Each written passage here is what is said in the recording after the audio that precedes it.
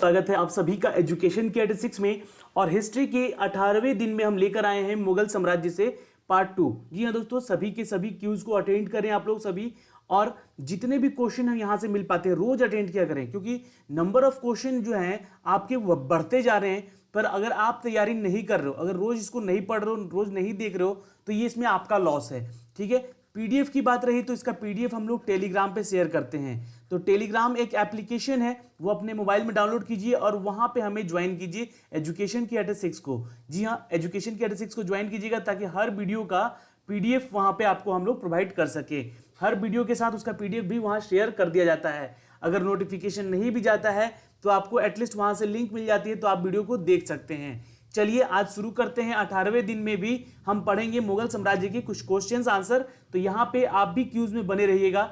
और हिस्ट्री की जो क्लास है शाम को 3 बजे आपको अपडेट की जाती है आपके चैनल पे एजुकेशन की 86 पे। उसके अलावा सुबह 10 बजे ज्योग्राफी की क्लास दे दी जा चुकी है, तो आप लोग उस वीडियो को भी जरूर देखें जाके। ठीक है, और उसके अलावा करेंट अफेयर की क्लास जो है वो आपको सबसे पहले दी जाती है सुबह के 3 बजे। ठीक है, तो ये तीनों वीडियो का पीडीएफ आपको टेलीग्राम पे वीडियो के साथ शेयर कर दिया जाता है। तो वीडियो को देखिएगा अंत तक और सभी क्वेश्चन के आंसर भी कीजिएगा ताकि हर क्वेश्चन आपका याद रह सके आपको। इसके अलावा अगर आपने चैनल को सब्सक्राइब नहीं किया है तो सब्सक्राइब कीजिएगा और इस बेल आइकन को दबा के चैनल को भी यहाँ पे नोटिफाई कर लीजिएगा ताकि हर वीडियो का नोटिफिकेशन आप तक सबसे पहले जा सके। चलिए आज का पहला सवाल क्या कहता है, 16वीं शताब्दी में दिल्ली का लाल किला किस राजवंश के शासकों का निवास था? तो ये आंसर कीजिएगा। देखिए आंसर यहाँ पे तो एक्चुअली ऑलरेडी आ चुका है। ठीक है, और ये मुगलों का था। ठीक है, 16वीं शताब्दी जब 1526 ईस्वी में बाबर जो है वो इब्राहिम लोदी को हरा के दिल्ली की सल्तनत पे, जी हाँ दिल्ली की सल्तनत पे अपना कब्जा अधिपत्य जमाया था, वो सदी थी 16वीं शताब्दी। ठीक है, तो याद रहेगा आपको। चलिए अगला सवाल देखते हैं। ईरान, इराक और वर्तमान में जो तुर्की का नाम है, तुर्की के शासक तैमूर के परवर्ती कौन थे? तो ये ऑप्शन है राजपूत, खिलजी, मुगल या तुगलक। तो जो भी आपको आंसर पता है यहाँ पे नीचे कमेंट बॉक्स में कमेंट कीजिएगा। ठीक है, ईरान, इराक और तुर्की के शासक के रूप में उस समय कौन थे? तो आंसर नोट कीजिएगा, ये मुगल ही थे। ठीक है, याद रहेगा आपको। इंपॉर्टेंट है, ये क्वेश्चन आया हुआ है आपके एसएससी सीजीएल में। ठीक है, सीजीएल के 2017 के पेपर में ये क्वेश्चन पूछा गया है दोस्तों। ठीक है, तो नोट कर लीजिएगा, इंपॉर्टेंट क्वेश्चन है इसलिए आपको यहाँ पे हमने शेयर किया है। चलिए अगला सवाल देखते हैं दोस्तों। क्वेश्चन नंबर 3, ईरान के शाह और मुगल शासकों के बीच झगड़े की जड़ क्या थी? तो ये क्वेश्चन है दोस्तों मुगल साम्राज्य से, जो कि शुरुआती दौर में है ना। मुगल साम्राज्य जब यहाँ 1526 के बाद अपना आधिपत्य जमा चुका था, तो ये उस समय की बात है। ठीक है, 16वीं शताब्दी की। तो ईरान के शाह और मुगलों के शासकों, मुगल शासकों के बीच झगड़े की जो जड़ थी वो थी दोस्तों बी, यानी कि कंधार। ठीक है, इंपॉर्टेंट है ये क्वेश्चन और ये क्वेश्चन बन सकता है एग्जाम में आपके।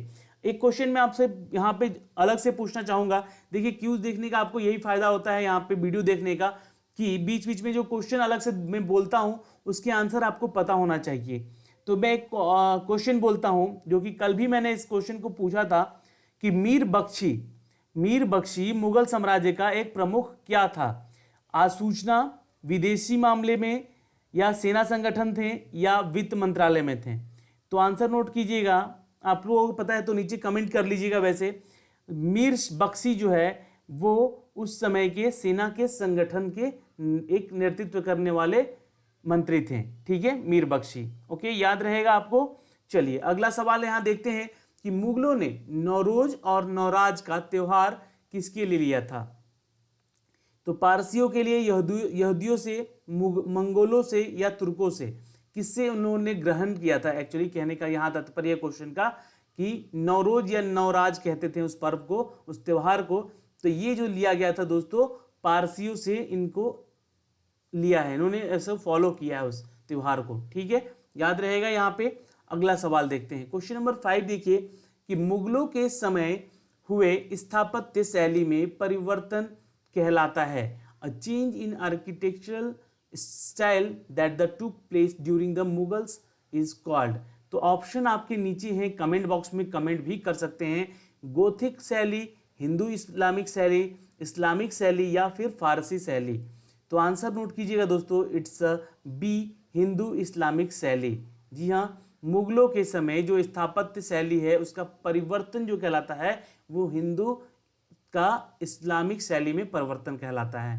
ठीक है, क्योंकि उसमें बहुत सारे ऐसे साम्राज्य में, मुगल साम्राज्य में शासक हुए जो कि हिंदुओं को यहाँ पे मुसलमान बनने के लिए यानी कि इस्लाम कबूल करने के लिए, ठीक है, यहाँ बहुत ही ज़्यादा उन पे प्रेशर दिया और उनको इस्लामिक धर्म अपनाने की, इस्लामिक शैली अपनाने की बहुत कह सकते हैं दबाव डाला गया। ठीक है, अगला सवाल, मुगल कालीन कृषि की अवस्था के बारे में निम्नलिखित में से कौन सा स्रोत सर्वाधिक महत्वपूर्ण है?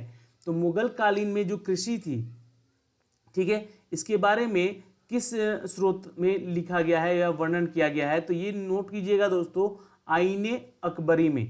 ठीक है, आईने अकबरी।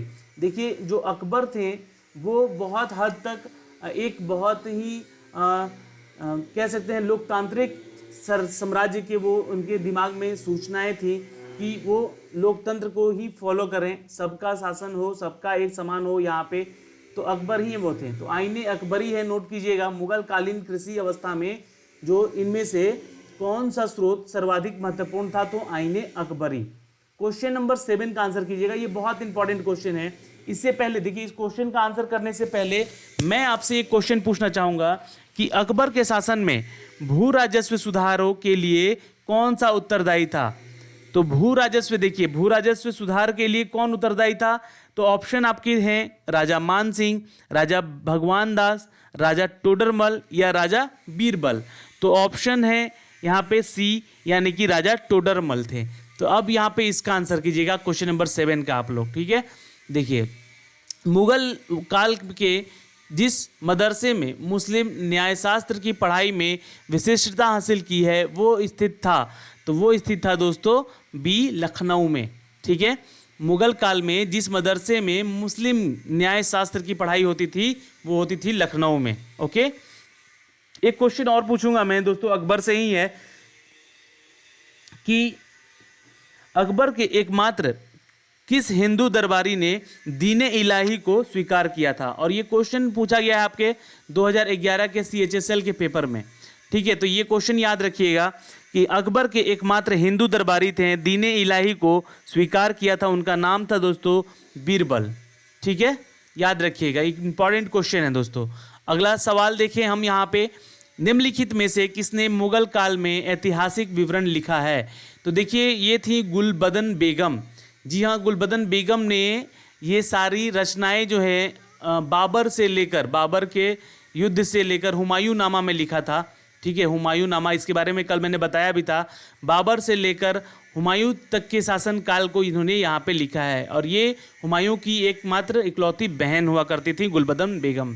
अगला सवाल देखें, मुगल काल में निम्नलिखित बंदरगाहों में से किसको बाबुल मक्का कहा जाता था? तो कालीकट, भड़ौच, खंबात या सूरत? चलिए आंसर कीजिएगा, डी है यहाँ पे, सूरत। जी हाँ, इट्स अ डी, सूरत। सूरत में मुगल काल के समय बंदरगाहों में से किसको बाबुल का मक्का द्वार कहते थे? एक्चुअली उस समय सूरत से ही सूरत को ही यहाँ पे मक्का का एक द्वार कहा जाता था, इसलिए क्योंकि मक्का मदीना जो है वो अरब में है, आप लोगों को पता होना चाहिए। ठीक है, और ये जो है यहाँ पे जाने का एक रास्ता मात्र, अब तो बहुत जगह से हो गया है, अब तो लोग फ्लाइट से भी जा सकते हैं, पर वहाँ समुंदर से ही लोग जाया करते थे, समुंदर होके ही। ठीक है, तो ये जो था, ये सूरत जो स्टेट, गुजरात जो स्टेट है, वहाँ सूरत जो है वो बंदरगाह जो था सूरत का, वहाँ से लोग जाया करते थे। ठीक है, बहुत बाद में यहाँ से केरल से भी लोग जाने लगे, और अभी भी केरल से जाती हैं जहाज़ें पानी की। ठीक है, पर यहाँ पे आंसर आपका है सूरत। ठीक है, याद रखिएगा। क्वेश्चन नंबर 10, निम्नलिखित में से किसका अपने समान समकालीन मुगल बादशाह के साथ मिलान गलत हुआ था? तो नोट कीजिएगा, it's a B, Prithviraj Chauhan और अकबर का जो मिलान है यहाँ पे ये गलत है। ठीक है, राणा सांगा का बाबर के साथ हुआ था युद्ध। ठीक है, जुझार सिंह का शाहजहां के साथ हुआ था, और जसवंत सिंह का औरंगजेब के साथ हुआ था, पर पृथ्वीराज सिंह चौहान का जो है युद्ध अकबर के साथ नहीं हुआ था। ये ये हुआ था दोस्तों बाबर के साथ ही हुआ था इनका युद्ध शायद, ठीक है। ये कंफर्म नहीं हूँ मैं यहाँ पे, बट आपको ये नहीं बताना चाहूँगा, ठीक है। आप लोग इसको थोड़ा देखिएगा, पर ये मिलान यहाँ गलत है, अकबर के साथ इनका युद्ध नहीं हुआ है, ठीक है। तो आगे देखते हैं क्वेश्चन नंबर 11 क्वेश्चन कहता है कि मुगलों से वैवाहिक संबंध करने वाला प्रथम राजपूत कुल कौन सा था। तो ये कछवाहा थे दोस्तों, ठीक है। आंसर ए है यहाँ पे, कछवाहा थे। ये राजपूत हुआ करते थे उस समय, इनका वंश जो था राजपूतों का, ये मुगलों के साथ वैवाहिक संबंध, यानी कि जो उस समय के शासन काल में राजपूत भी मुगलों से वैवाहिक संबंध किया करते थे, ठीक है। जो विवाह था उनके कौम में भी इनका विवाह हो सकता था राजपूतों का, ठीक है। तो ये क्वेश्चन है दोस्तों, ए आंसर है इसका, कछवाहा समाज। अगला क्वेश्चन, दिल्ली में खैरुल मानाजिल नामक का मदरसा का निर्माण कराया था। इन दिल्ली सेमिनरी द खैरुल मंजिल वाज कंस्ट्रक्टेड बाई माहम अनगा, नोट कर लीजिएगा, माहम अनगा ने करवाया था। और देखिए इससे रिलेटेड एक क्वेश्चन और है कि इनमें से एक क्वेश्चन है कि किसने सोमनाथ मंदिर का आक्रमण किया था, ठीक है। तो क्वेश्चन ऑप्शन में आपको देना चाहूँगा, मोहम्मद गजनी, मोहम्मद गौरी, इल्तुतमिश या फिर कुतुबुद्दीन ऐबक।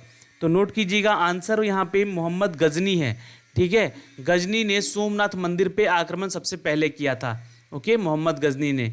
चलिए अगला सवाल देखें हम। क्वेश्चन नंबर 13 कहता है कि विदेशी यात्रियों में से कौन वर्णन करता है कि तांबे के बड़े बर्तनों में गंगाजल मुगल बादशाहों के पीने के लिए ले जाया जाता था। तो ये क्वेश्चन बहुत इंपॉर्टेंट है और एसएससी सीजीएल और सीएचएसएल दोनों में पूछा गया है। आंसर है एडवर्ड टेरी। जी हाँ, एडवर्ड टेरी जो एक विदेशी यात्री था वो वर्णन करता है कि तांबे के बड़े बर्तनों में गंगा जल जो है वो मुगल बादशाहों के पीने के लिए ले जाया जाता था उस समय, ठीक है। अगला सवाल देखें, क्वेश्चन नंबर 14 कि मुगल बादशाहों ने न्याय प्रदान करने के लिए एक अलग दिन निर्धारित कर रखा था। इस संदर्भ में निम्नलिखित युग्मों में से कौन सा सही सुमेलित नहीं है। तो इनमें से सही जो नहीं है दोस्तों वो अकबर का यहाँ बृहस्पतिवार से सहमत नहीं है, ठीक है, याद रखिएगा। यहाँ पे आंसर बाकी सही है, जो इस दिन ये अपना ये निर्णय लेते थे ये बिल्कुल सही है, ठीक है, पर अकबर का बृहस्पतिवार का यहाँ पे गलत है मेल, ओके। क्वेश्चन नंबर 15 देखिए, किस राजपूत शासक ने मुगलों के विरुद्ध निरंतर स्वतंत्रता का संघर्ष जारी रखा और संपन्न नहीं किया। तो किस राजपूत शासक ने मुगलों के विरुद्ध निरंतर स्वतंत्रता का संघर्ष जारी रखा और लास्ट में इन्होंने समर्पण नहीं किया था। तो आंसर है दोस्तों मारवाड़ के राव चंद्रसेन जी थे, जिन्होंने युद्ध करते रहे, अपना हार नहीं माना इन्होंने, और ये जीत नहीं हासिल करने के बाद भी ये युद्ध करते रहे, ठीक है। तो ये क्वेश्चन इंपॉर्टेंट है, यहां से नोट कीजिएगा, ठीक है। अब देखिए क्वेश्चन नंबर जो 16 है, चलिए तो देखते हैं इसका आंसर क्या होता है। किस राजपूत शासक ने मुगलों के विरुद्ध निरंतर स्वतंत्रता का संघर्ष जारी रखा और समर्पण नहीं किया। तो आंसर नोट कीजिएगा, ए मारवाड़ के राव चंद्रसेन जी ने, ओके। चलिए अगला क्वेश्चन देखते हैं, किस किले का मुगलों ने दीर्घकाल तक शाही कारागार के रूप में उपयोग किया है। तो ऑप्शन है झांसी, ग्वालियर, कालिंजर या मांडू। तो नोट कीजिएगा दोस्तों, आंसर है यहाँ पे बी ग्वालियर। ग्वालियर कहाँ आता है, तो मध्य प्रदेश में आता है। ये इंपॉर्टेंट है, क्वेश्चन आया हुआ है एग्जाम में, इसलिए पूछ भी सकता है।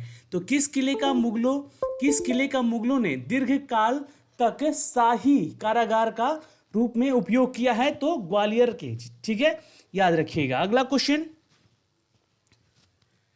चित्रकला की मुगल कलम भारतीय लघु चित्र कला की रीढ़ है। निम्नलिखित में से किस कलम का मुगल चित्रकला का प्रभाव नहीं पड़ा। तो इस पे पड़ा नहीं है प्रभाव काली घाट पर, ठीक है, याद रखिएगा, इंपॉर्टेंट है, ये क्वेश्चन आया हुआ है। अब देखिए क्वेश्चन में यहाँ आपसे पूछना चाहूँगा कि वो कौन से किसने सोमनाथ मंदिर पे सबसे पहले आक्रमण करवाया था। तो आंसर कीजिएगा मोहम्मद गजनी ने, ये मैंने अभी बताया थोड़ी देर पहले आपको। और एक क्वेश्चन है कि दीन इलाही का एक नया धर्म निम्नलिखित में से किसके द्वारा शुरू किया गया था।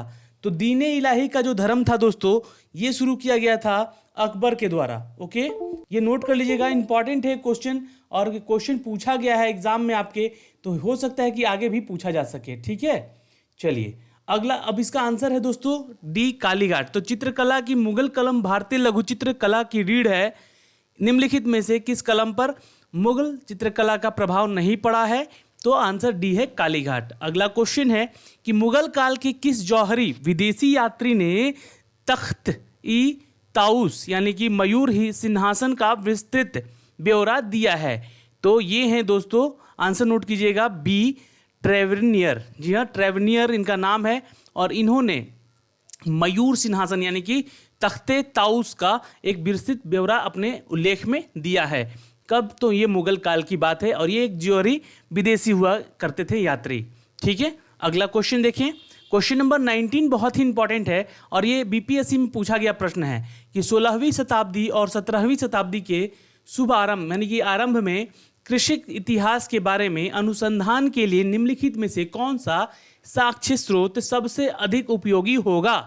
तो आंसर नोट कर लीजिएगा दोस्तों, यहाँ पे सी है, मुगल दरबारों के दस्तावेज और इतिवृत्त में। ओके, मुगल दरबारों के दस्तावेज और इतिवृत्त में इसका सारा उल्लेख है 16वीं शताब्दी और 17वीं शताब्दी के प्रारंभिक कृषि इतिहास के बारे में। ओके, अब मैं यहाँ से एक क्वेश्चन आपसे पूछूंगा कि सती प्रथा जो थी, वो सती प्रथा की भत्सना करने वाला मुगल सम्राट कौन था? यानी कि जो उसका सती प्रथा को खत्म करने वाला जो सम्राट था वो कौन था? तो नोट कर लीजिएगा दोस्तों, आंसर है ए, ये नहीं कि अकबर। ठीक है, ओके, याद रहेगा। क्वेश्चन नंबर 20 देखते हैं। क्वेश्चन नंबर 20 कहता है कि मध्यकालीन भारत के मुगल शासक वस्तुतः थे, तो ये क्या थे? तो ये थे दोस्तों तुर्की थे। ठीक है, तुर्क से आए हुए थे। तुर्क एक देश है, तुर्की एक देश है, वहाँ से ये थे, बिलोंग करते थे बाबर, और उनके वंश यानी कि मुगल वंश बना भारत में आकर। ठीक है, जो कि हुमायूं, बीरबल, माफ़ कीजिएगा, हुमायूं, अकबर, ठीक है, जहांगीर, फिर शाहजहां, इनके करते करते बहुत सारे मतलब इनकी पूरी पीढ़ी चलती गई। ठीक है, तो ये मुगल जो वंश था ये कहाँ का था? तो चगताई तुर्क का था। नोट कर लीजिएगा, इंपॉर्टेंट है, ये क्वेश्चन पूछा गया है एग्जाम में दोस्तों। अब यहाँ से क्यू सेक्शन तो इसका खत्म होता है, पर पार्ट 3 भी बचा है अभी मुगल साम्राज्य का। तो बहुत सारे ऐसे क्वेश्चन अभी और मिलेंगे कल आपको, जो कि क्यूज में देखने को मिलेंगे पार्ट 3 में। तो कल का भी वीडियो देखना बिल्कुल मत भूलिएगा, शाम को 3 बजे। अगर वीडियो आने में थोड़ा सा विलंब भी होता है तो आप लोग थोड़ा सा इंतजार कीजिएगा, है ना। क्वेश्चन एक बार जरूर आके देख लीजिएगा चैनल पे कि अपडेट हुआ है या नहीं, या फिर प्लेलिस्ट में अपडेट हुआ है या नहीं। इसका पीडीएफ मैं आपको दे दूंगा अपने टेलीग्राम चैनल पे। तो टेलीग्राम एक एप्लीकेशन है जो कि आप अपने मोबाइल में डाउनलोड कीजिए, और वहाँ पे वीडियो के साथ पीडीएफ को भी हम लोग शेयर कर देते हैं, तो इसलिए वहाँ पे जाके आप लोग इसको भी देखा कीजिए। चलिए दोस्तों, आज के लिए इतना ही था, हमारे साथ बने रहे, इसका बहुत बहुत धन्यवाद। मिलते हैं अगले एक वीडियो में, जो कि हो सकता है कि आपके लिए इंपॉर्टेंट नोटिफिकेशन हो। तब तक के लिए बाय बाय, टेक केयर।